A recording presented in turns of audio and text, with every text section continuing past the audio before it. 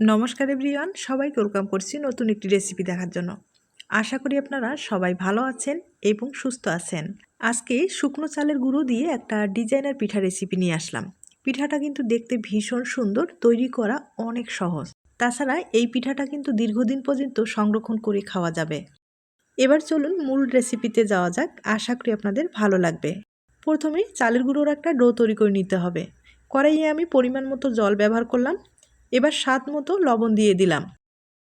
জলটা যখন ভালোভাবে বলক আসবে এ পর্যায়ে আমি এখানে চালের গুঁড়ো ব্যবহার করব।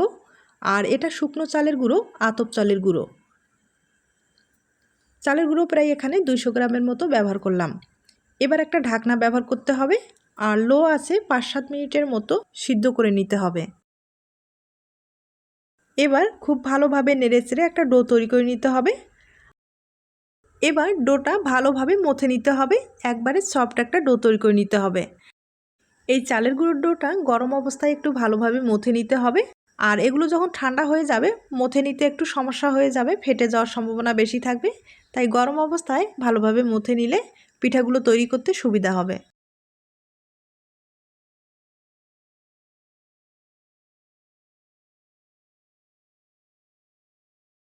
ডোটা আমি খুব ভালোভাবে তৈরি করে নিলাম। এবার পিঠাগুলো তৈরি করে দেখিয়ে দিচ্ছি।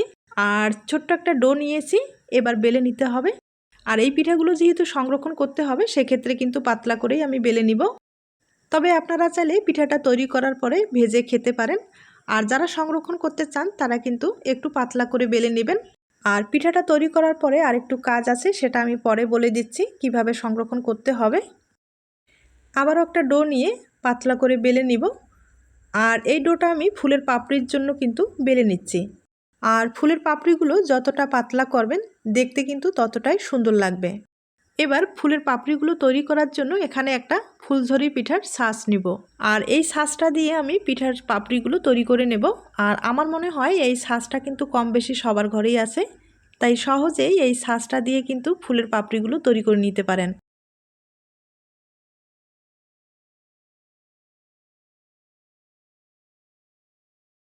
এবার আমি ফুলের পাপড়িগুলো একটু হাত দিয়ে সমান করে নেব, তাহলে ফুলটা কিন্তু দেখতে ভালো লাগবে।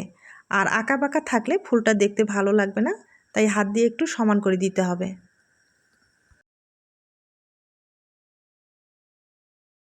আমি একইভাবে আরেকটা বেলে নিচ্ছি।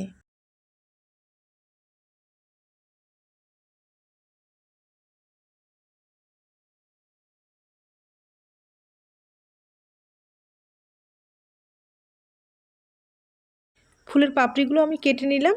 এবার আরেকটু ডিজাইন তৈরি করে নিতে হবে। ডিজাইনটা তৈরি করার জন্য পাতলা একটা টিন নিলাম আর টিন দিয়ে আমি কেটে নিচ্ছি। অনেকেরই হয়তো বা এই পাতলা টিনটা থাকে না, তাদের জন্য কিন্তু একটা উপায় আছে। আমি কয়েকটা কেটে আপনাদের দেখিয়ে দিচ্ছি।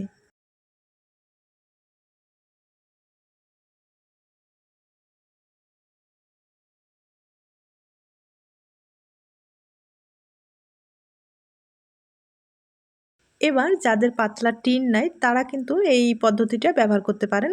একটা যে কোনো সিজার কিন্তু নিয়ে সুন্দরভাবে কেটে নিতে পারেন। আর সিজার দিয়ে কিন্তু সবচেয়ে ইজি হয়, দেখতে পারছেন।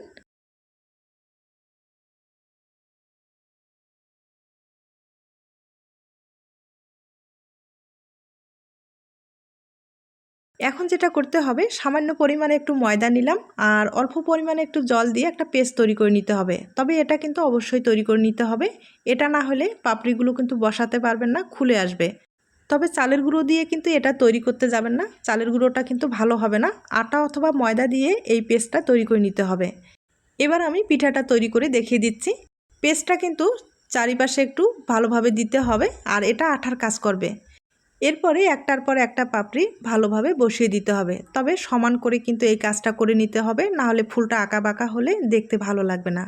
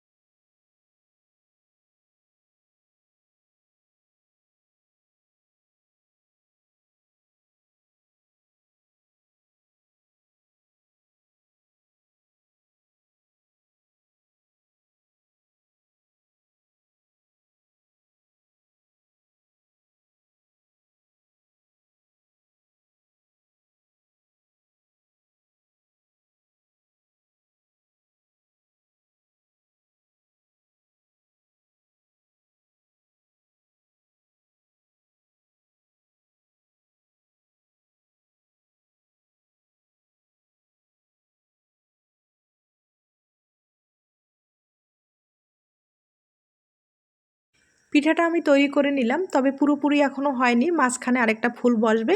তার জন্য ছোট্ট একটা ডো নিলাম। এবার লম্বালম্বি করে বেলে নিব, তবে পাতলা করে কিন্তু বেলে নিতে হবে। এখন একটু সমান করে কেটে নিতে হবে।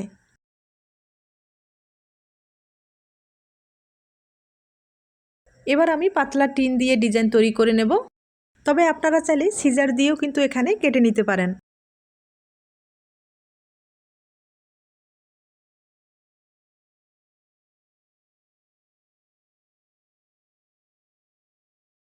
এবার শক্ত করে একটু মুড়িয়ে নিতে হবে।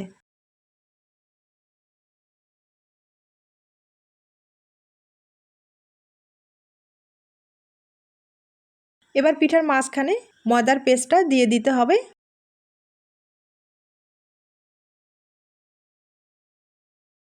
এখন একটা পেন্সিল দিয়ে মাঝখানে চাপ দিয়ে ভালোভাবে বসিয়ে দেব।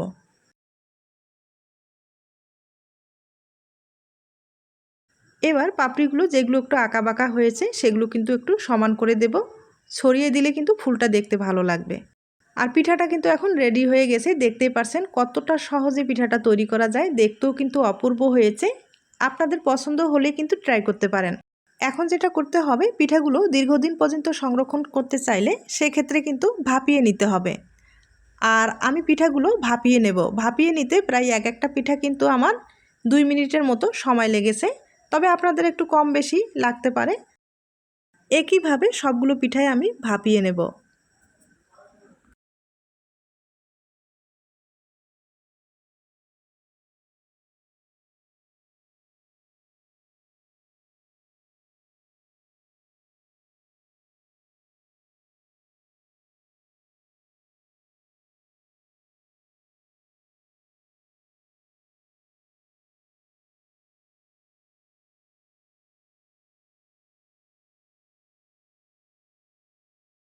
পিঠাগুলো ভাপিয়ে নেওয়ার পরে এগুলো কিন্তু রোদ্রে শুকাতে হবে।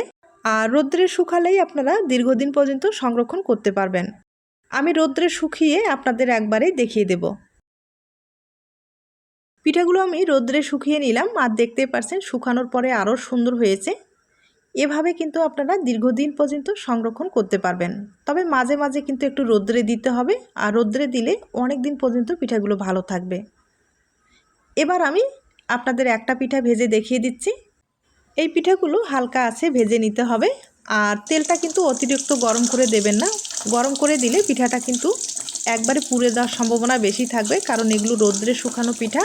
হালকা আছে ভেজে নেবেন একবারে মুচমুচে করে, তবে স্বাদে কিন্তু কোনো রকম কমতি হবে না। তবে আপনারা একবার হলো বাড়িতে ট্রাই করে দেখতে পারেন। এই পিঠাটা যেমনই দেখতে সুন্দর, খেতেও কিন্তু ভীষণ টেস্টি হবে। তবে পিঠাটা যখন তৈরি করবেন অবশ্যই গুড়ের শিরা অথবা চিনির শিরাটা তৈরি করে রেখে দেবেন, তাহলে পিঠাটা খেতে আরও ভালো লাগবে। আমি পিঠাটা অফ ক্যামেরায় কিন্তু একটু মুচমুচে করেই ভেজে নিলাম।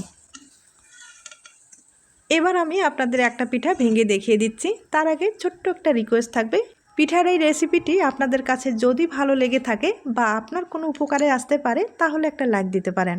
আর আমি কিন্তু আগে থেকেই গুড়ের শিরাটা তৈরি করে রেখেছিলাম, সেটা উপর থেকে একটু ছড়িয়ে দিচ্ছি, তাহলে পিঠাটা খেতে কিন্তু ভীষণ টেস্টি হবে। এবার আপনাদের একটা পিঠা আমি ভেঙে দেখিয়ে দিচ্ছি। আর দেখতে পাচ্ছেন পিঠাগুলো কিন্তু একবারে ভাজানোটাও মুচমুচে হয়েছে। আর এরকম ধরনের পিঠাগুলো খেতে কিন্তু খুব ভালো লাগবে। তাহলে আজ এ পর্যন্ত, নতুন কোনো রেসিপির সাথে আবার দেখা হবে। সবাই ভালো থাকবেন এবং সুস্থ থাকবেন।